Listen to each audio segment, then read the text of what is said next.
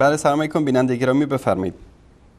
بله سلام علیکم استاد انصاری عزیز و مولانا صاحب عبدالقدوس. علیکم السلام و رحمت الله و برکاته. دوستان صدا رو کمی تقویت کنم. بفرمایید برادر گرامی. بله خالد هستم از آلمان با تماس شدیم. خالد جان برادر گرامی بفرمایید. بله ای عجب چیزای شما نشان داده و خدا آدم تعجب میکنه این چی مذهب است. نمیشه گفت اینا رو دین. الله المستعان. چی دینه است اینا چی تو کتابای اینا نوشته و خدا آدم تعجب میکنه.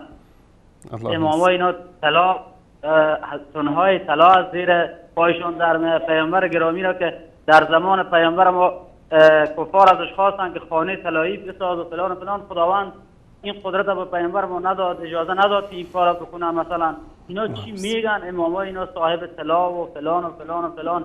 بعدش هم این قزوینی کذاب دروغگوی میاد به کتابای ائمه اربعه اهل سنت خورده میگیره. خجالت هم نمیکشه. خجالت هم چیز خوبی است. یک دفعه برای به کتابای خودشان نگاه بکنه ببینه چیز مزخرفات آن چی که در دنیا بگردی و قول افغانی‌ها چتی و چنبوله و قول شما مزخرف کتابای اینا پیدا میشه. با خدا تعجب میکنه آدم. دین تو آسمان اینا نمیشه به اینا دین بگی. این چجوری دین است؟ خدا شاهد است. تعجب میکنم ما به اینا. بعدش هم اینا میان میگن که ما از اهل بیت پیامبر پیروی میکنیم. اینا اصلا از اهل بیت ابن سبا یهودی پیروی میکنن. در حقیقت اسمش گذاشتن اهل بیت پیامبر. اهل بیت پیامبر کجا؟ اینا کجا؟ خدا شاهد از من تعجب میکنم. کتابای اینا رو که میبینی اصلا شاخ در میاره آدم با این کتابا. چی تو این کتابای پیدا نمیشه که آدم نگاه کنه ببینه. بعدش هم باید با یک پیام هم به آقای قزوینی دارم. بفرمایید.